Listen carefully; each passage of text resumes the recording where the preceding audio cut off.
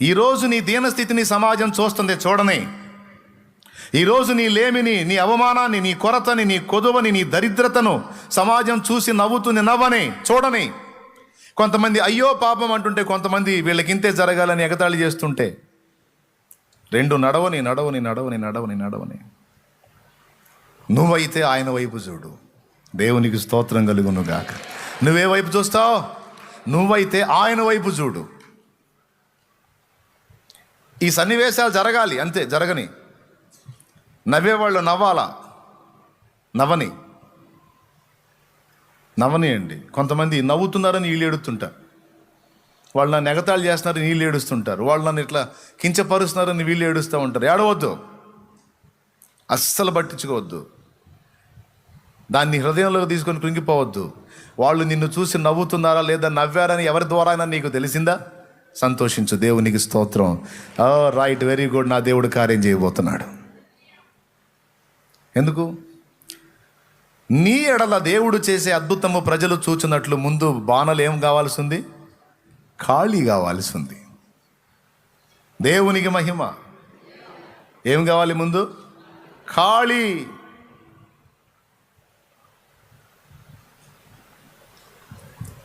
పూర్తిగా ఖాళీ, ఏం లేదు ఇక. కొంతమంది పరిస్థితి అంతే ఉంది. ఏముందన్నా ఏం లేదు, మొత్తం ఖాళీ. టోటల్ లైఫే కొలాప్స్, జీవితమే ఖాళీ అయిపోయింది. ఆర్థిక స్థితే కాదన్నా, అన్ని విషయాల్లో ఖాళీ అయిపోయాను. డోంట్ వరీ, అన్ని విషయములలో నీవు నింపబడినట్లు దేవుడు నిన్ను ఖాళీ చేయని. నీ ఆర్థిక స్థితే కాదండి, ఆర్థిక స్థితిని ఆశీర్వదించడానికి ఆర్థికంగా ఖాళీ అయిపోద్ది.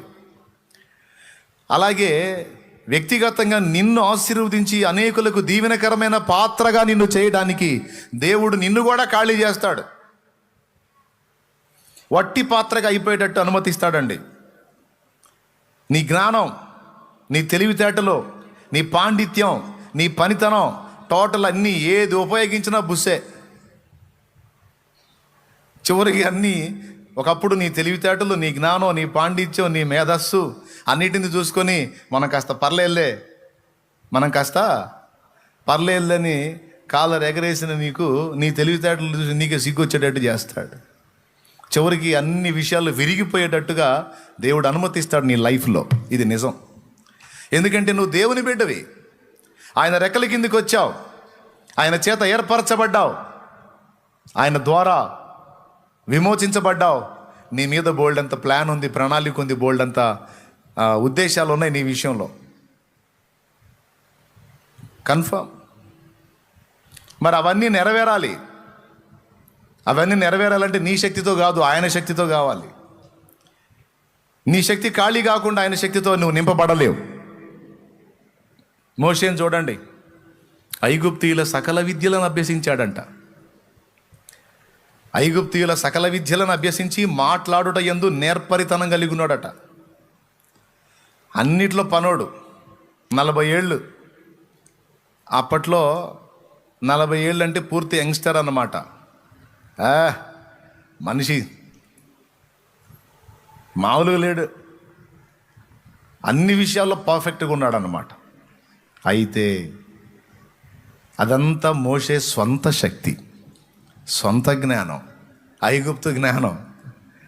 మోషే నింపుకున్నది ఏ జ్ఞానం అండి? ఫస్ట్ ఐగుప్తు జ్ఞానం. ఐగుప్తు దేంతో పోల్చబడింది? లోకంతో పోల్చబడింది. మనలో నిండి ఉన్న లోక జ్ఞానం రాతి బాణలు ఖాళీ అయినట్టు ఖాళీ అయిపోవాలి. అర్థమైందా? అది ఖాళీ అయితేనే మనలో దైవ జ్ఞానం నింపబడేది, పైనుండి వచ్చే జ్ఞానం నింపబడేది. ఎప్పుడు? మనలో ఉన్న ఐగుప్తు జ్ఞానం ఖాళీ అయిపోయినప్పుడు. చూడండి, మోషే 40 ఏళ్ల ప్రాయంలో ఉన్నప్పుడు ఐగుప్తీయుల సకల విద్యల యందు ప్రావీణ్యత కలిగిన వాడై మాట్లాడుట యందు మంచి నేర్పరట. మరి ఇశ్రాయేలు ప్రజల్ని బయటికి తీసుకొని రావటానికి అది పనికొచ్చిందా? ఆ విద్యలు, ఆ జ్ఞానం, ఆ పనితనం కొంప ముంచింది. ఏం చేసిందో తెలుసా? ఒక ఐగుప్తీయుడు ఒక ఇశ్రాయేలీయుడిని కొడతంటే పొయ్యి వాడిని చంపి ఇసుకలో బూడ్చిపెట్టాడు. అంటే ఏ పంథాన్ని ఎంచుకున్నాడు? ఒక్కొక్కరిని చంపడానికి ఎంచుకున్నాడు. అంత పెద్ద ఐగుప్తు సామ్రాజ్యాన్ని, అంత పెద్ద ఐగుప్తు అప్పట్లో టాప్ 1లో ఉంది అది. మరి ఒక్కొక్కడిని అంటే ఇప్పుడు వాళ్ళందరినీ బయటకు తీసుకొని రావాలంటే ఎంతమందిని చంపాలి ఈ పోటుగాడు? ఒక్కసారి ఊహించండి, ఎంతమందిని చంపగలడు? కష్టం. హాస్యం ఏంటంటే ఒకరిని చంపాడు, విషయం బయటికి పొక్కింది, ఇక మోషేని చంపడానికి వాళ్ళు రెడీ అయ్యారు. సో ఇది మోషే జ్ఞానం, ఐగుప్తులో సంపాదించిన మోషే జ్ఞానం అది. మరి ఆ జ్ఞానం ఎట్ట పనికి వచ్చిందండి? దేవుడు ఆలోచించాడు, రైట్, మోషే మంచి కసుబుసులు ఆడుతున్నాడు కుర్రోడు, పోటు పొడుస్తాను, వీళ్ళందరినీ బయటికి తీసుకెళ్తానని ఆవేశపడుతున్నాడు. అర్జెంటుగా మోషేని ఇక్కడి నుంచి పక్కకి తీసుకెళ్ళాలి. తీసుకెళ్ళి ఏం చేయాలి? ఈ 40 సంవత్సరాలు ఐగుప్తు జ్ఞానంతో నింపుకున్నటువంటి మోషేని పక్కకి తీసుకెళ్ళి ఐగుప్తు జ్ఞానం మొత్తాన్ని ఖాళీ చెయ్యాలి. స్తోత్రం, చెప్పు గట్టిగా. మనలో కూడా మనం క్రీస్తులోకి రాక మునుపు బాగా లోకపు చెత్తతో నింపుకొని ఉంటాం తలకాయల్ని. అదే ఐగుప్తు జ్ఞానం అంటే లోక జ్ఞానం. ఆ లోక జ్ఞానంతో మనం బాగుపడటం కాదు, పెందలాడు ఒక దారి అయిపోతాం. ఇప్పుడు మనం బాగుపడాలన్నా, 10 మందిని బాగు చేయాలన్నా మనకి లోక జ్ఞానం పనికిరాదు, దైవ జ్ఞానం కావాలి. దైవ జ్ఞానం కావాలంటే ఏం, మనలో ఉన్న లోక జ్ఞానం ఏం కావాలి? ఖాళీ అయిపోవాలి. 40 ఏళ్ళు మోషే పొందిన ఐగుప్తు జ్ఞానాన్ని వెళ్ళగొట్టడానికి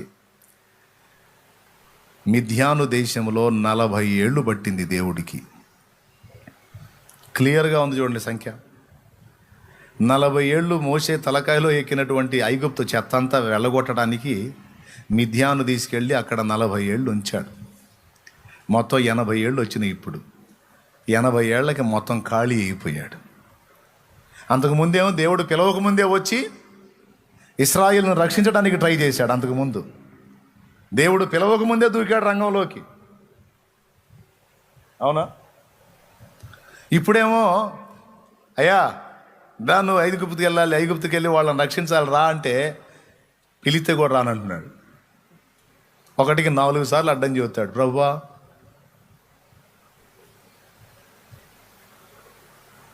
నేను పనికిరాను తండ్రి అంటాడు. నాకు కూడా తెలుసా సంగతి, నేను నా శక్తిని ఇస్తలేదా అంటాడు. ప్రభువా నేను నోటి మాంద్యం గలవాడిని తండ్రి. నరుడికి నోరిచ్చింది ఎవరు? నేనే. నీకెందుకు? నీ అన్న ఆయన అహరోను లేడా? అహరోను నీకు తోడుగా ఇస్తాను, నీకు మాట్లాడాల్సింది ఆయన చెప్పు. ఆయన చెబుతాడు, రా అంటాడు. నన్ను దేవుడు పంపాడంటే ఆ దేవుడు ఎవరని అడుగుతారు, ప్రభువా నీ పేరేంది? నా పేరా? ఉన్నవాడు అనువాడు. ఉన్నవాడు అనువాడనే ఉన్నానని చెప్పు. ఇదంతా ఎందుకు ప్రభువా? నువ్వు పంపదలిచిన వాడే పంపు. ఓయ్ నేను పిచ్చి పిచ్చిగుందా? ఎన్నిసార్లు అడ్డు చెబుతావు? నడో అని కోపగించుకుంటే అప్పుడు గదిలాడు. ఒకప్పుడు పిలవకుండానే వచ్చి యుద్ధానికి దిగిన మోషే ఇప్పుడు పిలిచినా కూడా నా వల్ల కాదంటున్నాడంటే ఎలా తయారైపోయాడు చూడండి. ఖాళీ ఖాళీ. నువ్వే కావాలి యేసుకు, నువ్వే కావాలి. నిన్ను రక్షించగోరిన తండ్రికి నీ హృదయం ఇవ్వాలి. నిన్ను హెచ్చించగోరిన రాజుకి నీ హృదయం ఇవ్వాలి. నువ్వు ఉన్న రీతిగానే వట్టి పాత్రగానే, నువ్వు ఉన్న రీతిగానే వట్టి పాత్రగానే నువ్వే కావాలి యేసుకు, నువ్వే కావాలి. నిన్ను హెచ్చించగోరిన రాజుకి నీ హృదయం ఇవ్వాలి. నిన్ను రక్షించగోరిన తండ్రికి. ఎట్లా? నువ్వు ఉన్న రీతిగానే వట్టి పాత్రగానే. వట్టి పాత్ర అంటే ఏంటి? వట్టి పాత్ర అంటే ఖాళీ పాత్ర. దేవుని మహిమాయుతమైన కార్యం నీ ఎడల, నా ఎడల, మన ఎడల జరగాలంటే ముందు మనల్ని ఖాళీ చేసుకుంటాడు దేవుడు. ఎందుకంటే మనం లోకపు చెత్తతో నింపుకొని ఉంటే అందులో దేవుడు తన మహిమను నింపలేడు. అదంతా ఖాళీ చేయాలి. అందుకే మన తెలివితేటలు ఎంత తెలివితేటలో, మనం ఎంత సోదోళ్ళమో, మనం ఎంత మందారాలమో అర్థమైందా? జప అంటే మందారం. మనమంతా జపాలో మనకు అర్థమయ్యేటట్టు చేస్తాడు ఆయన. అర్థమయ్యేటట్టు చేస్తాడండి, మన చేత అనిపిస్తాడు. ప్రభువా ఏదో అనుకున్నాను కానీ ఏం లేదు ఎడా అని మన నోటితో మనమే అనేటట్టు చేస్తాడు. ఆ తర్వాత నింపుతాడు ఆయన తన మహిమతో. ఎందుకు అంటే నంబర్ 1 దేవునికి మహిమ రావాలి. నంబర్ 2 నీ ఎడల దేవుడు జరిగించిన కార్యాన్ని చూసి అనేకులు విశ్వసించాలి. ఈ 2 కార్యాలు జరగాలంటే దేవుడు నిన్ను నన్ను మనల్ని ముందు ఖాళీ చేయాలి. ఎంత ఖాళీ అయిపోతామో అంత నింపుకుంటాడు ఆయన మహిమని. అంతే. అవునండి. ఆయిల్ అన్నిటిలోకి ఖరీదు గల ఆయిల్ ఏది? ఆయిల్స్ అన్నిటిలోకి ఖరీదు గల ఆయిల్ అండి ఆలివ్ ఆయిలా? ఖరీదు గల ఆయిల్. ఖరీదు ఎక్కువేనా? సరే, ఆలివ్ ఆయిలే అనుకుందామండి. దీని నిండా ఈ నీళ్ళుండి కొంచెం ఖాళీ ఉండి ఇందులో ఆలివ్ ఆయిల్ పోస్తే ఇందులో ఈ కొంచెం భాగమేగా అది పట్టేది. ఇదే ఇంకా నీళ్ళు పోయి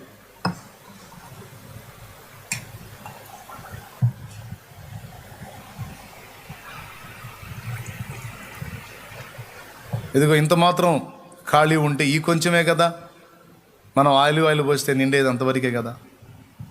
అంతేనా? ఇంకేమన్నా ఎక్కువ ఉంటుందా? పట్టిద్దా? ఇది మొత్తం ఆలివ్ ఆయిల్తో నింపాలంటే చాలామంది ఇలా నింపుకొని చెత్తంతటి నింపుకొని ఇట్టొచ్చి దేవుని ముందుకు, ప్రభువా కొమ్మరించు నాయన, దిమ్మరించు, నింపు నాయన, నింపు అంటుంటారు. స్తోత్రం. ఆయన అంటాడు, ఆడ ఖాళీ ఎదురా, ఆడ ఖాళీ ఏది? పనికి మళ్ళీ చెత్తతో ఫుల్గా నింపుకొని కొద్ది గొప్ప ఖాళీ పెట్టి నింపు తండ్రి, నిలువెల్లా నింపు తండ్రి, ఖాళీ ఆడుందిరా అంటాడు. ఒకవేళ నిలువెల్లా నింపాలంటే ముందు ఏం జరగాలండి? ఇదిగో మొత్తము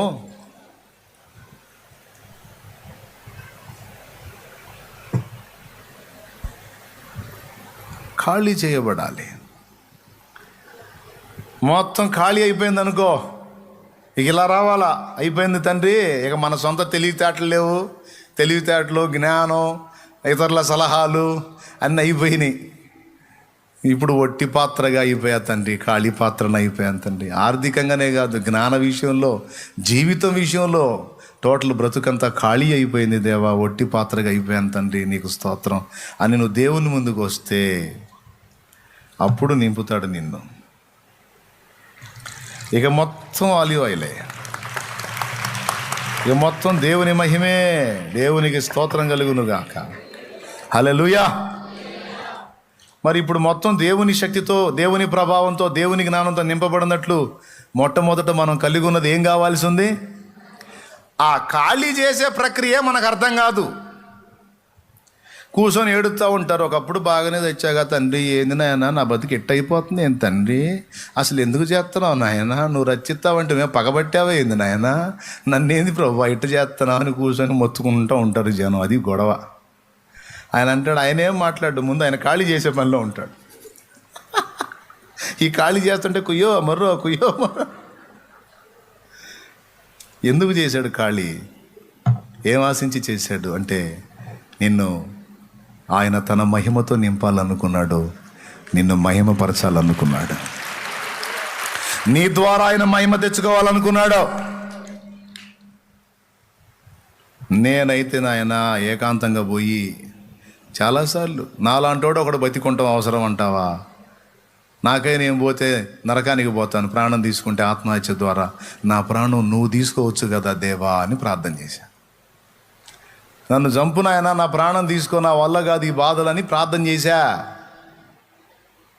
ఈరోజు ఏడుస్తూ మొత్తుకుంటూ గందరగోళం అయ్యేవాళ్ళు చాలామంది ఉన్నారు. బాధలు తట్టుకోలేక, అవమానాలు తట్టుకోలేక, ఇబ్బందులు పడలేక, ప్రాణం పోతేనన్నా బాగుండు దేవుడా అని ఎదురు చూసేవాళ్ళు ఉన్నారు. డోంట్ వరీ తమ్ముడు, నువ్వు దేవుడిని నమ్ముకున్నావు, నిజమైన దేవుడిని నమ్ముకున్నావు సోదరి, భయపడవద్దు, కృంగిపోవద్దు. ఏ అవమానం వస్తుంది, వాళ్ళు అంటున్నారు వీళ్ళు అంటున్నారు, నాకు చాలా అవమానంగా ఉంది అని నువ్వు అన్నావు అనుకో, నీలో ఇంకా ఏముంది? అహం ఉంది. ఆ అహం అవమానాన్ని తట్టుకోలేకపోతుంది. అహం విరిగిపోయిందనుకో, అవమానం కూడా నీకు నొప్పి అనిపించదు. అర్థమైందో లేదో, మరి అర్థమైందో లేదో. ఏదైనా మనకి ఎదురయ్యే వాటికి మనం స్పందిస్తున్నాం చూడు, ఆ స్పందనలు మనలో ఏమున్నాయో మనకు బయలుపరుస్తాయి. అవతలి వాడు కించపరిచి మనల్ని మాట్లాడినప్పుడు మనకు కనీసం చీమ కుట్టినట్టు కూడా లేకుండా మనం ప్రశాంతంగా ముందుకు సాగామనుకో, మనలో అహం విరిగిపోయినట్లు. దేవునికి స్తోత్రం కలుగును గాక. చెప్పు, గట్టిగా చెప్పు, చెప్పు, ఇంకోసారి చెప్పు. అహం మనలో సజీవంగా ఉందనుకో, ఎవరు ఇంత మాట అన్నా సరే విలవిలవిలవిలాడిపోతాం. కూడు తినం, నీళ్లు తాగం. ఏమైందంటే ఫలానోడు ఇలా అన్నాడు, ఫలానోడు ఇలా అన్నాడు. ఎవరి నాయన వాడి సౌండ్ చూడు ఎట్ట కొడుతుంది ఇక్కడికి. దేవునికి స్తోత్రం. పిల్లలు బెస్ట్ స్పీకర్లు అండి. ఎక్కడో చాగాం, వాడు నన్ను ఇలా అన్నాడు, వాడు నన్ను ఇలా అన్నాడు, నన్ను అంటాడా, నన్ను అంటాడు అంటే ఏముంది ఇక్కడ? ఏముంది? యా, అది విరిగిపోయినోడు పట్టించుకుంటాడా? దావీదుని తిడుతున్నాడు షిమి. ఛీ, దుర్మార్గుడా, దుర్మార్గుడా, తగిన శాస్తి జరిగింది నీకు. సౌలు రాజుకు నువ్వు చేసిన దుర్మార్గానికి నీకు న్యాయం జరిగింది. ఎవరికి దుర్మార్గం చేశారు? సౌలు దావీదుకు దుర్మార్గం చేశాడా, దావీదు సౌలుకు దుర్మార్గం చేశాడా? నిజం మనకు తెలుసు, చెప్పండి. సౌలే దావీదుకి ఇస్తానన్న వాగ్దానాలు ఇవ్వకుండా దుర్మార్గం చేశాడు. కానీ ఈడొచ్చి అంటాడు, దావీదు కష్టాలు రావటం చూసి, ఎవరు? ఈ షిమీగాడు. ఇట్లాంటి షిమీలు ఉంటారు మనకు కూడా. హలో, ఇట్లాంటి షిమీలు ఉంటారు మనకి. మనం బాగున్నప్పుడు మేము గుటకలు మింగుతూ ఉంటారు. మనం బాధల్లోకి వచ్చామనుకో అప్పుడు వేస్తారు కాట్లు. మనం ఇబ్బందులు పాలవుతాం చూడు, అప్పుడు వేస్తుంటారు కాట్లు. అర్థమైందా? దావీదు అహంకారి కాదు, అహం విరిగినోడు దావీదు. ఛీ పో అని దావీదు మీద రాళ్ళు రువి దుమ్మెత్తిపోసి శాపాలు పెట్టి తిడతంటే, యోవాబు అబీషై ఇద్దరు దావీదు దగ్గరికి పోయి, రాజువైన నిన్ను చచ్చిన కుక్క వంటి వాడైన షిమిగాడు అనేసి మాట్లాడంటే, నువ్వు పడటానికి నీకు మనసు ఉందేవి కానీ మా వల్ల కావట్లా, నువ్వు అనో చేరబోయి వాడి తల తీసి నీ కాళ్ళ దగ్గర పెడతాను. వెంటనే దావీదు ఏమన్నాడు? ఇందాకటి నుంచి అదే చూస్తున్నాను రా, ఎవడు స్పందించట్లేదేందని. ఇప్పుడు స్పందించారు, ఇంకా నన్ను అడుగుతారేంట్రా? పోయి వాడిని చిక్కించుకొని కొట్టేయనోడు తల అన్లా. సెరూయా కుమారులారా, నా సోదరి సంతానమా, నాతో మీకెందుకు, వానితో మీకెందుకురా? వానిని శపింపనీయుడి, వాడిని అననీయండ్రా, వాడిని అవమానపరచనీయండ్రా. దావీదును శపింపమని యెహోవా వానికి సెలవు ఇవ్వని ఎడలా నన్ను శపించి వాడు బతుకుతాడ్రా? నా దేవుడు బతకనిస్తాడ్రా వాడిని? ఈరోజు వాడు అన్నేసి మాటలంటే నా దేవుడు మౌనంగా ఉన్నాడంటే తప్పు వాడిది కాదు, ఆయనది కాదురా. నేను మంచోడిని కాదు, నేను దుర్మార్గునిరా, నేను పాపిని, నాకు ఇది న్యాయమే. ఎందుకంటే నేను ఆయన గాయపరిచా, ఆయనకి నచ్చని పని చేశాను. నేను ఒక నిరపరాధిని చంపి, ఒక నిరపరాధి హత్యా నేరాన్ని మూటగట్టుకున్న దుర్మార్గుండ్రా నేను. వాక్యం తెలియనోడిని కాదు, ధర్మశాస్త్రం ఎరగనోడిని కాదు. నాకు వాక్యం తెలుసు, ధర్మశాస్త్రం తెలుసు. దీవారాత్రాలు చదివినోడిని చదవండర్రా అని మీలాంటి వాళ్ళకి బోధించినోడిని. కానీ నేను ఇలాంటి కార్యం చేశాను. ఒక నిరపరాధి రక్తాన్ని మూటగట్టుకున్నాను రా నేను. దావీదు హృదయ బాధ అది. నాకు దేవుడు తగిన శాస్త్ర చేశాడు రా, నాకు ఇది న్యాయమే. తిట్టనియండి రా, తిట్టనియండి రా, శపించనియండి రా. దేవుడు సెలవీయకుండా ఎవడ్రా నన్ను బతికేది? ఒక రాత్రి తెల్లవారేసరికి తెచ్చాడు కదరా నాబాలు. నేను దావీదుకు సాయం చేయనట్లు దావీదు ఎవడు అన్నందుకు చచ్చిపోయాడు కదరా. ఒక్కరోజు రాత్రి తెల్లవారేసరికి మొత్తాడు కదరా నా దేవుడు నన్ను ఎవడు అన్నందుకు. మరి వీడు ఇన్నేసి మాట్లాడంటే బతికున్నాడంటే కారణం ఆయనే సెలవిచ్చాడు రా దావీదును శపించమని. ఎందుకు? దావీదు మంచోడు కాదు. ఒరే మీ రాజు మంచోడు కాదురా, మీ రాజు మంచోడు కాదు, తిట్టని అంటరా. అహం విరిగిపోయింది. ఇప్పుడు ఆ అవమానాలు ఆ దూషణలు కూడా దావీదుని గాయపరచట్లేదు కదా, ఇది న్యాయమే అనిపిస్తున్నాయి.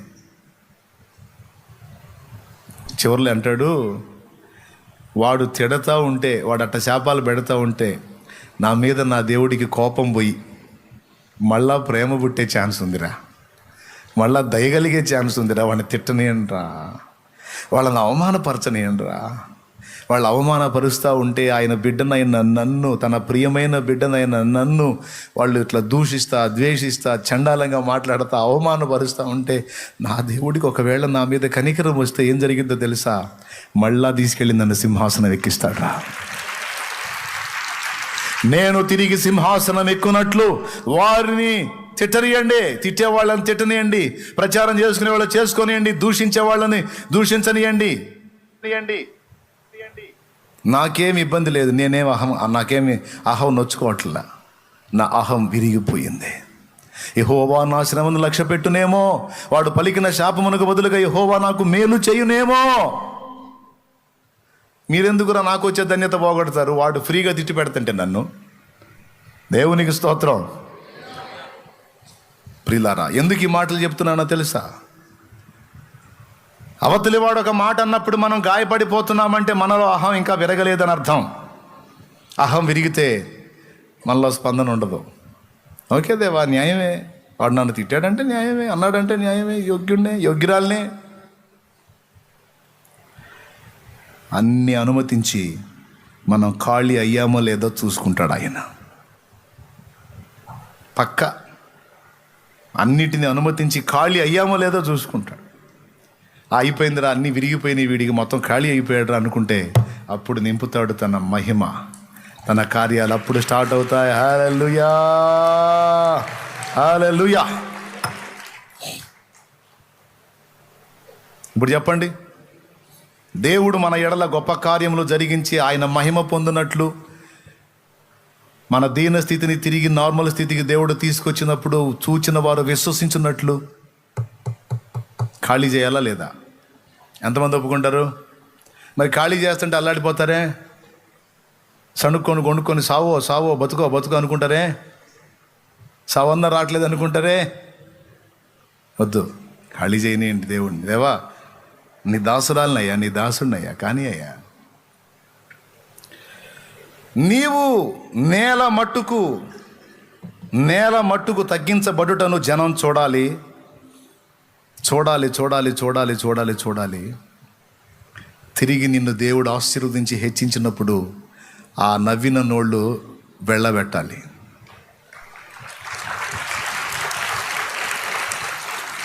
జరగాల లేదా? జరగాల లేదా? ఎంతమందికి నిరీక్షణ ఉంది? ఎంతమందిలో ఇంకా విశ్వాసం బతికుంది? ఇప్పుడు నిన్ను నేల మట్టుకు తగ్గించినాడు అక్కడే కూర్చోబెడతాడా, లేవనెత్తుతాడా?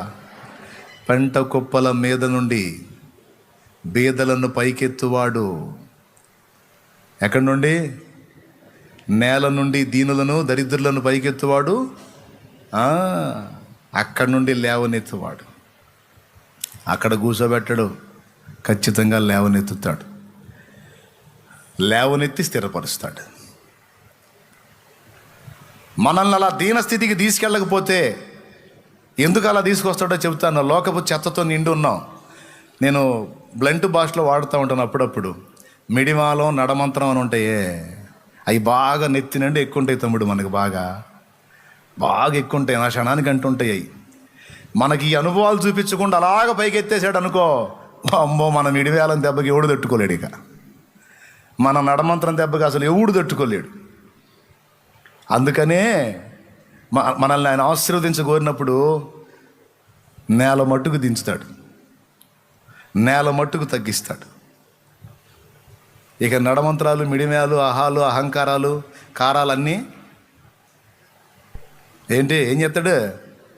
అది దీన స్థితిని చూపించి అప్పుడు లేవనెత్తుతాడు. ఇక ఆ తర్వాత నీకు ఎంత సంపద అన్నా రాని, నిన్నెంతన్నా వాడుకొని, నిన్నెంతన్నా హెచ్చించని, నువ్వేమంటావు తెలుసా? ఇదంతా ఆయన కృప, ఇదంతా ఆయన కృప. మనుషులు వచ్చి నిన్ను పొగిడినా సరే స్వీకరించవు. నువ్వు వారు పిచ్చోళ్ళారా నన్ను పొగుడుతున్నారు, ఏముందిరా నా దగ్గర, నా బతుకు ఇది, ఈ స్థాయికి పోయినోడిని నేను, నన్ను మళ్ళా తీసుకొచ్చేలా నిలబెట్టింది నా తండ్రి.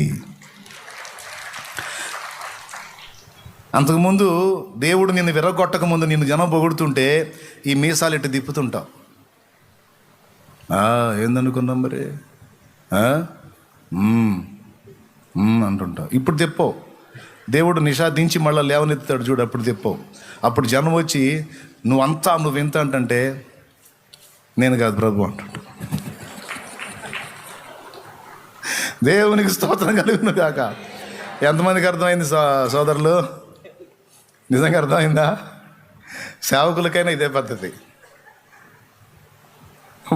అంటే నేను వచ్చిన రూట్లో వస్తున్నారు వాళ్ళు కూడా, సెగ తగులుతుంది వాళ్ళకి కూడా. తగులుతున్నప్పుడు అన్నా అంటున్నారు, అంతే ఉంటుంది.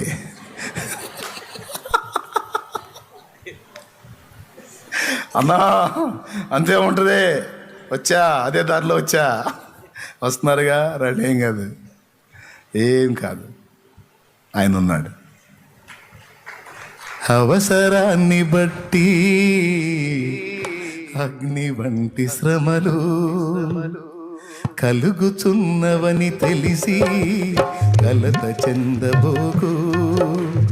అవసరాన్ని బట్టి అగ్ని వంటి శ్రమలు కలుగుచున్నవని తెలిసి కలత చెందబోకు.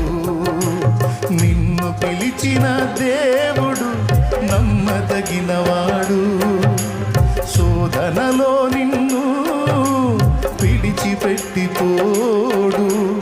ఇంటి పాపల తోడుండి నిన్ను కాచుకుంటాడు, అన్న తండ్రిలా తోడుండి నిన్ను ఆదుకుంటాడు. నమ్ము నేస్తమా, ఇది సత్యం, వీడబోకుమా విశ్వాసం. నీ ఆశ నిరాశ కానే కాదు, వేదన ఎందుకు, నీ కన్నీరు కలకాలం ఉండదు, కలతే చెందకు. Praise the lord. ప్రియులారా, గ్రహించారు కదా? ఇప్పుడు చెప్పండి, మనకు వచ్చేటువంటి పరిస్థితులు ఇలా ఎందుకు వస్తాయి? ఆయన మహిమ కొరకు వస్తున్నాయి, మనల్ని ఖాళీ చేయడానికి వస్తున్నాయి, తన ప్రభావంతో మనల్ని నింపటానికి వస్తున్నాయి. అంతేకాదు, ఒకప్పుడు మన దీన స్థితిని చూసి అయ్యో పాపం అనుకున్నారు. చూసావు, ఎగతాళి చేసిన వాళ్ళు ఎగతాళి చేస్తే కొంతమంది అయినా జాలిపడ్డోళ్ళు ఉన్నారు. చూసి అయ్యో పాపం అనుకున్నోళ్ళు, వాళ్ళందరూ ప్రభు వైపు తిరుగుతారు. కానాలోని మొదటి సూచక క్రియ యేసు చేసి తన మహిమను బయలుపరిచినప్పుడు ఆయన శిష్యులు ఆయన యందు విశ్వాసం ఉంచి అని రాసింది. కొంతమంది మహిమను చూడండి మారు మనసు పొందరు. చూపిస్తాడు, నీ జీవితాన్నే 10 మందికి ఒక సాక్ష్యంగా చూపిస్తాడు. తమ్ముడు, చెల్లి, కృంగిపోవద్దు, నిరాశపడొద్దు, దిగజారిపోవద్దు.